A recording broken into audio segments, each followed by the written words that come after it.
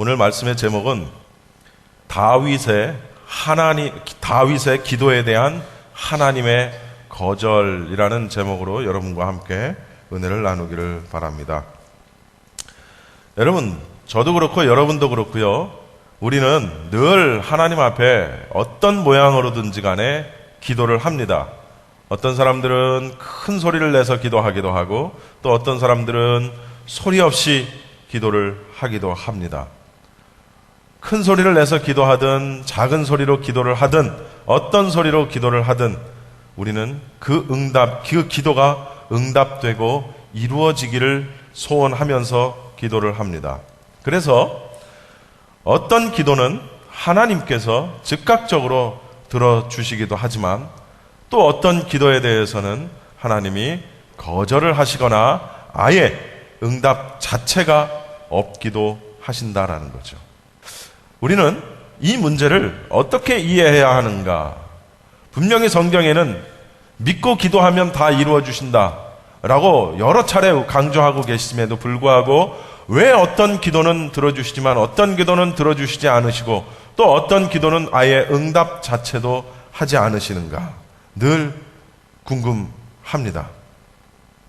오늘 이 본문은요, 사무엘하 7장 전체의 본문은 다윗이 하나님에 대해서 자신의 비전을 얘기했을 때, 자기의 기도의 제목을 얘기했을 때 하나님이 그것을 단칼에 거절하시는 내용이 담겨 있습니다. 그리고 거절만 하신 것이 아니라 그 이후에 다윗에게 대해서 언약을 주십니다. 이게 바로 그 유명한 다윗 언약이라는 부분이죠. 그 다윗 언약이 바로 이 부분에 사무엘하 7장에 나오는 겁니다.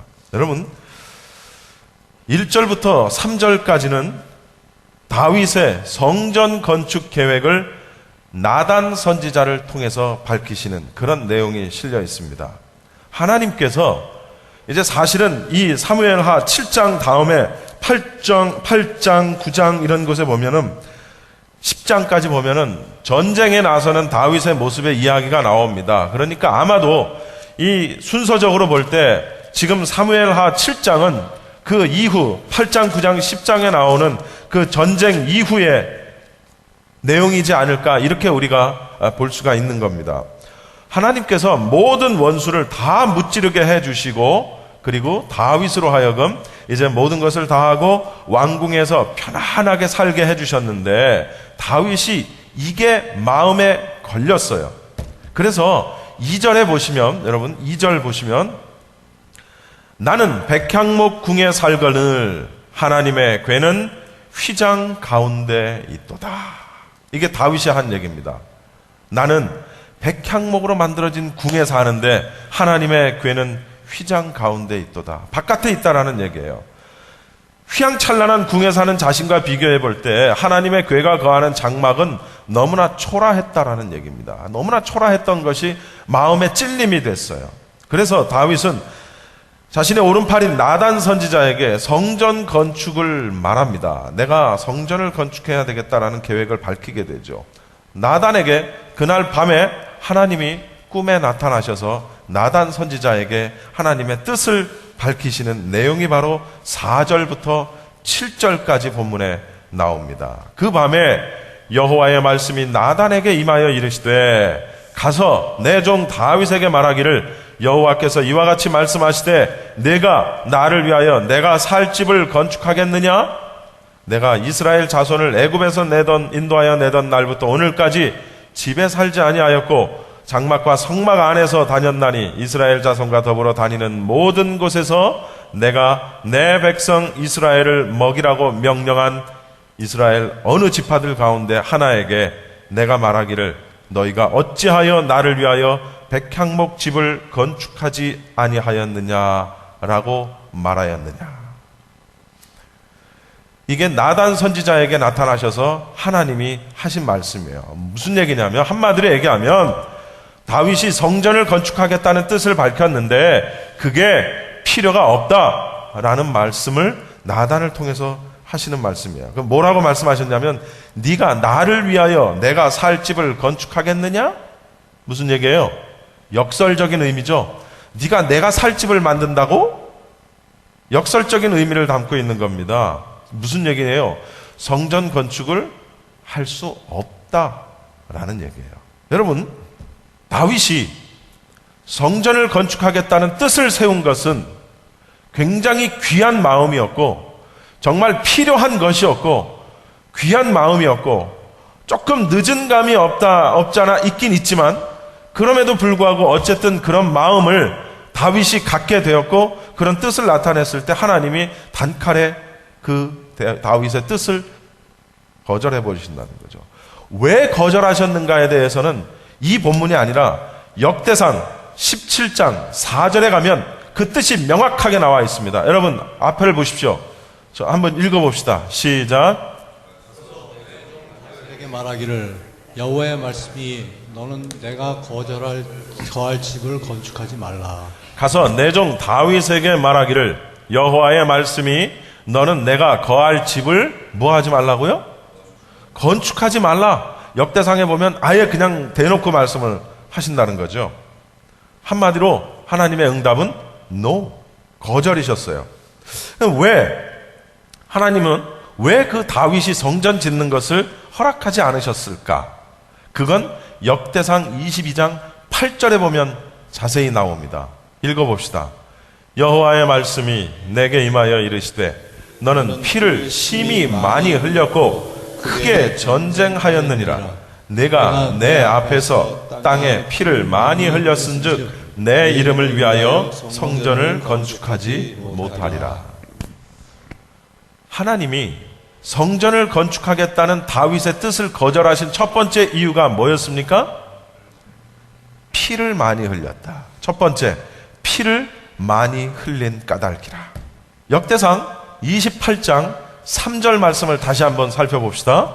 하나님이 내게 이르시되 시작. 너는 전쟁을 많이 한 사람이라 피를 많이 흘렸으니 내 이름을 위하여 성전을 건축하지 못하리라 하셨느니라. 여러분, 피를 너무 많이 흘렸기 때문에 성전 건축을 못하는데 그 피를 어떻게 많이 흘렸냐면 전쟁을 많이 했기 때문에 피를 많이 흘렸다는 거예요.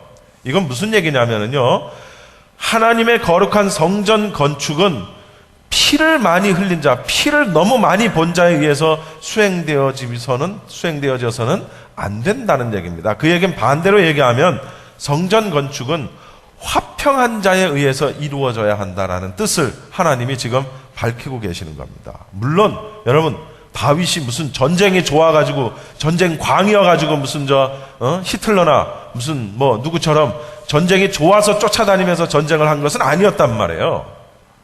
그러니까 다시 말하면 다윗이 한 전쟁이 잘못된 전쟁이었다라는 것을 말하는 것은 아니에요.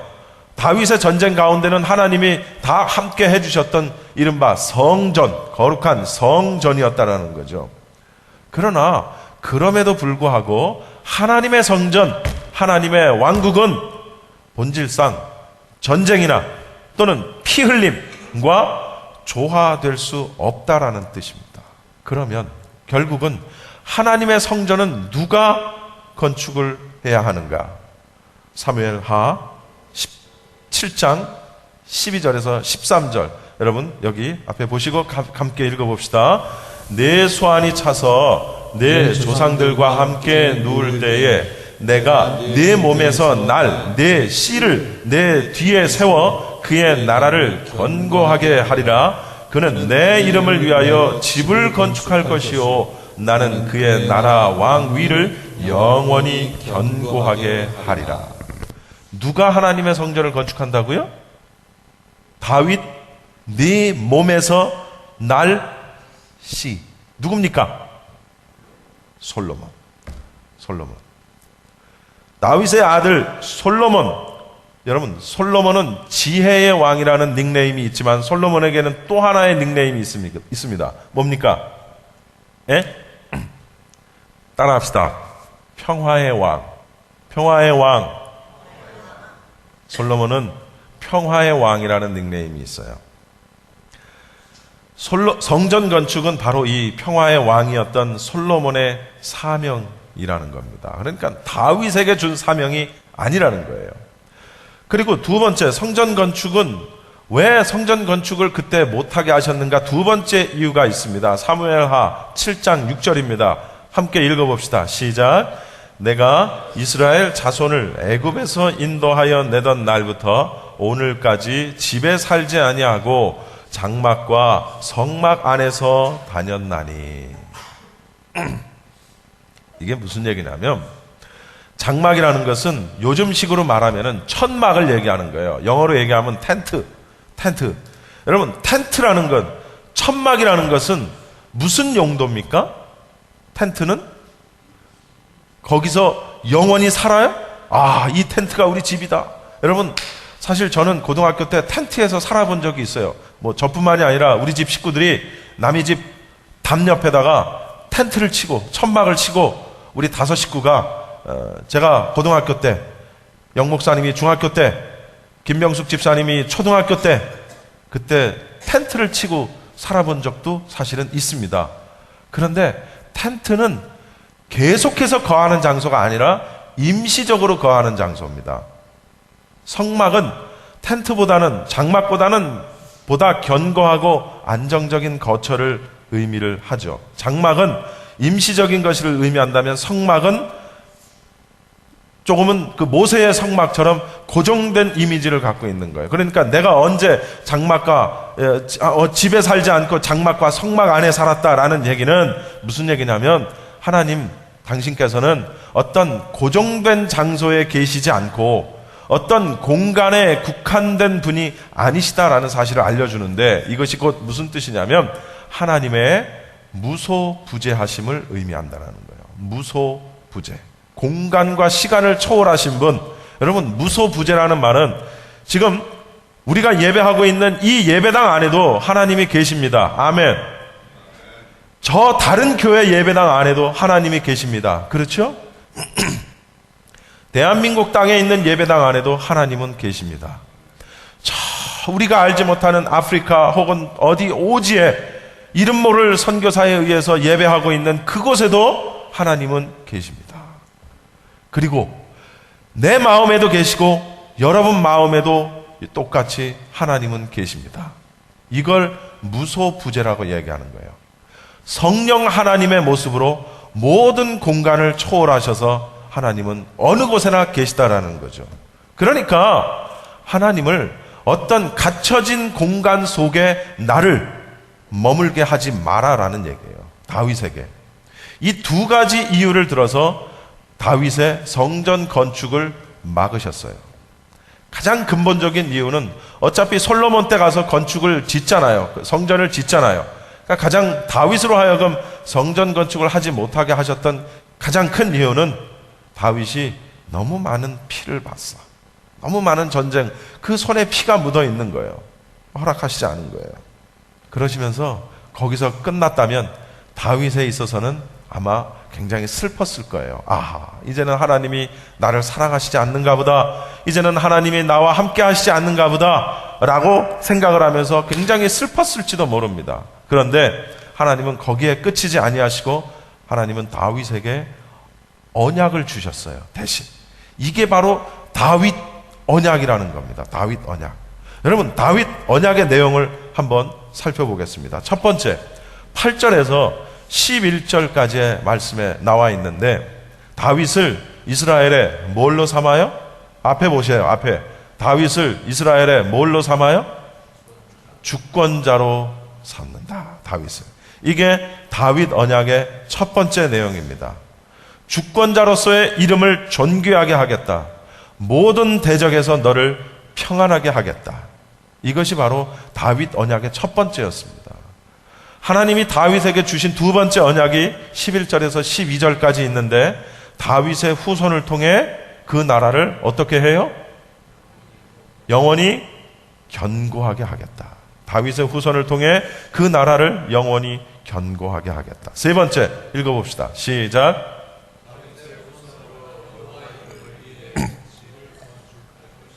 다윗의 후손으로 여호와의 이름을 위해 집을 건축하게 할 것이다. 네 번째 14절인데요. 한번 읽어봅시다. 시작.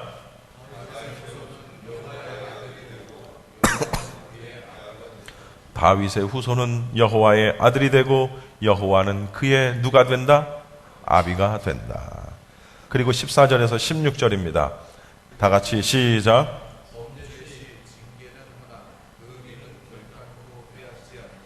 안 보입니까? 범죄를 하면 징계를 할 텐데 그 위는, 그 자리는 어떻게 한다고요? 결단코 빼앗지 않으리라. 여러분, 아마 이것은 사울 왕을 빗대서 하신 말씀일 거예요. 사울도 역시 하나님이 세우신 왕이었는데, 사울도 하나님이 세우신 왕이었는데 그 사울이 어떻게 됐어요? 나중에 그 왕의 자리를 잃어버리게 되죠. 아마 그것을 빗대서 범죄를 하면 징계는 하겠지만 그 자리는 뺏지 않겠다라고 말씀하세요. 이제 그 후손들, 그 왕이 몇몇이 이어져 가면서 얼마나 악한 왕들이 많이 나오는지 몰라요. 이제 그럼에도 불구하고 그 위를 끝까지 지키게 되는데, 아무튼 이제 말씀 쭉 보면서 우리가 그런 장면들을 보게 될 것입니다. 여러분, 다윗의 성전 건축에 대한 기도의 제목을 거절하셨지만 이와 같은 내용의 다윗 언약을 다윗에게 하셨다라는 얘기죠. 이것은 1차적으로는 다윗 가문을 향한 하나님의 육적인 축복이었다라는 사실입니다. 다윗 가문을 향한. 그러나 궁극적으로 이것은 다윗의 후손으로 나실 누구? 예수 그리스도를 통해 이루어질, 예수 그리스도를 통해 주어질 왕권에 대한 영적인 약속이라는 사실입니다. 예수님이 다윗의 후손에게서 납니다. 우리가 이미 이 사실은 다 알고 계시는 사실이죠. 그러니까 이 다윗 언약이라는 것은 1차적으로는 다윗의 후손에게 주신 언약이지만 사실은 궁극적으로는 이 모든 것들이 다 누구에게 주시는 약속이라고요?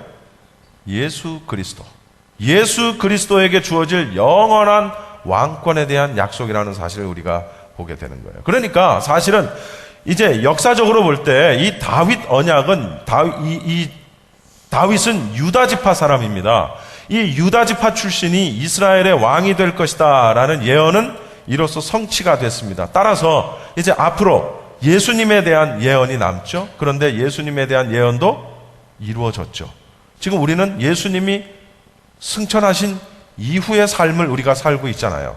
예수님에 대한 예언이 성취된 세대는, 그 세대에 사는 우리는, 우리 입장에서는 다윗 언약이라는 것이 하나님의 약속하신 구속의 역사는 지금까지도 말씀대로 확실히 진행이 되고 있구나 라는 사실을 우리에게 알려주고 있다는 겁니다. 할렐루야. 이러한 다윗 언약을 들은 다윗은 18절부터 이제 끝절까지 29절까지 감사의 기도를 합니다. 뭐라고 감사의 기도를 하냐면, 다윗은 하나님께서 자기에게 베풀어 주신 은혜에 대하여 감사를 합니다. 그리고 과거에 하나님께서 이스라엘에 베풀어 주신 그런 은혜에 대해서도 감사를 합니다. 그리고 세 번째, 더 나아가서 하나님께서 자기에게 약속하신 모든 것이 이루어지기를 간구합니다. 이렇게 하면서 이제 사무엘하 7장의 본문은 마무리를 하게 되는 거예요. 여러분, 여기서 볼 수 있는 다윗이 왜 위대한 왕이었고 왜 위대한 신앙의 인물이었는지를 볼 수 있죠. 이 내용에서. 무슨 내용입니까? 다윗은 이전에도 그랬고 왕이 된 지금도 그렇고 이 지금 사무엘하에 나오는 이 지금의 이 모습도 그렇고 철저하게 하나님 중심적인 그런 신앙을 갖고 있다는 사실입니다. 따라해 봅시다. 하나님 중심적인 신앙. 이게 굉장히 중요해요. 우리 지금 이 시대를 살고 있는 우리가 가장 잘 못하는 근본적인 원인이 뭐냐면 그 중심에 하나님이 있는 것이 아니라 내가 있다라는 사실이죠. 내가 그 중심에 있고 나의 계획을, 사실은 목회자들이 가장 많이 반성을 해야 되고 가장 많이 회개해야 될 제목이에요. 이 제목은 사실은 목회자들이. 왜? 성전 건축에서부터 어떤 교회의 사업에서부터 하나님의 뜻대로, 하나님 중심적인 마인드를 가지고 추진하는 것이 아니라 자기 뜻대로 해요. 자기 뜻대로. 그래가지고 우리 여기 한인타운에도 성전 건축 어마어마하게 했다가 엉뚱한 데에다가 성전 건축 다 해놓은 거 뺏기고 바치고, 여러분 그런 사람들이 한국에도 있고 여기도 있고, 이게 다 무슨 문제입니까?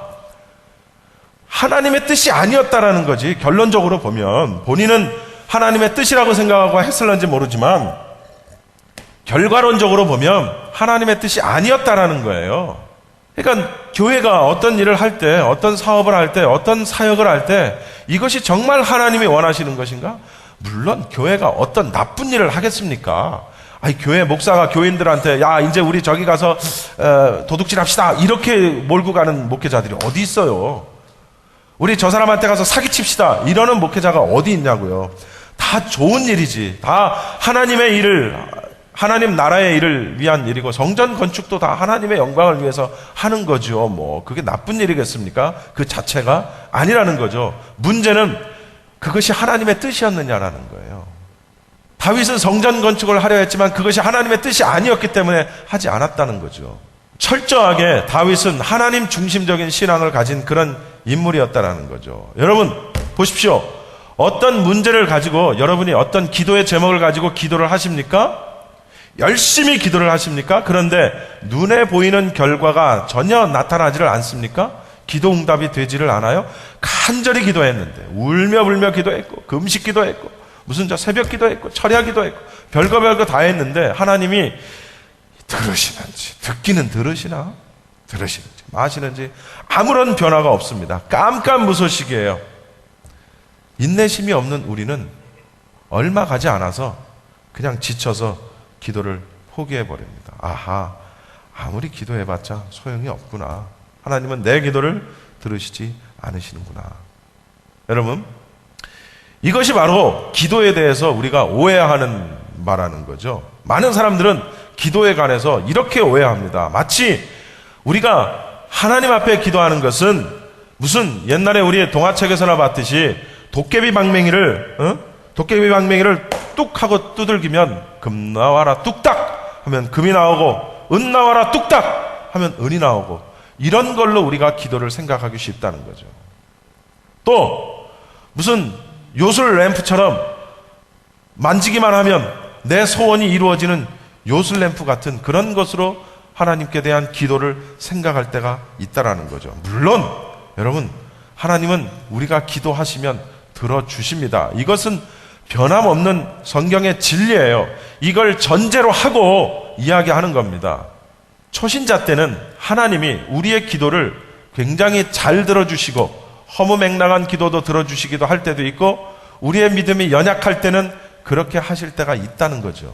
그러나 우리의 믿음이 시간이 지나서 성장해야 되고 우리의 믿음이 커져야 되는데, 그러기 위해서는 여러분 어떻게 해야 돼요? 때로는 우리가 원하는 것이 원하던 것이 되어지지 않는 상황을 경험하기도 하고, 그렇죠?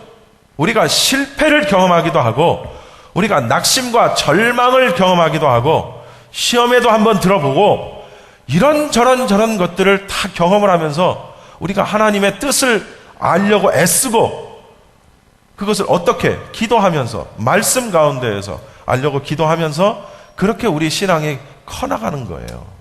상윤이가 굉장히 귀엽죠. 얼마나 사랑스러운지 몰라요. 배가 고프다고 울면 젖주고, 똥 쌌다고 울면 기저귀 갈아주고, 졸리다고 투정 부리면 재워주고, 다 들어줍니다. 우리가 상윤이가 배가 고파서 우는데 참을 줄도 알아야 돼 이러면서 밥 안 줍니까? 어린아이에게? 졸리다고 투정을 벌이는데 철야 기도해 잠도 좀 한번 참아봐 이러면서 상윤이에게 그렇게 합니까? 안 해요. 왜? 아직은 때가 아니야. 그런데 이 아이가 크면 클수록, 어른이 되면 어른이 될수록 배가 고프다는 게 어떤 거라는 것도 알아야 되고, 잠을 못 자는 고통이 어떤 거라는 것도 알아야 되고, 사업에 실패하는 것도 어떤 거라는 것도 알아야 되고, 알아야 돼요. 하나님은 금 나와라 뚝딱하고 은 나와라 뚝딱하면 우리에게 모든 것을 주시는 일종의 심부름꾼이 아니라는 사실을 우리는 알아야 된다는 거죠. 그래서 우리는 하나님 앞에 기도하되 이루어질 것을 믿고 기도하지만 때로는 그것이 나의 정력으로 구하는 기도일 수도 있고 또 더 큰 안목에서 볼 때 하나님이 이렇게 하는 게 아니라 이렇게 해서 이렇게 해서 이런 어떤 사역을 이루어 나가리라 생각하시는 그 바운드리 안에 이것이 합당하지 않을 때는, 내 뜻이 합당하지 않을 때는 하나님이 우리의 기도를 응답하지 않으신다는 사실입니다.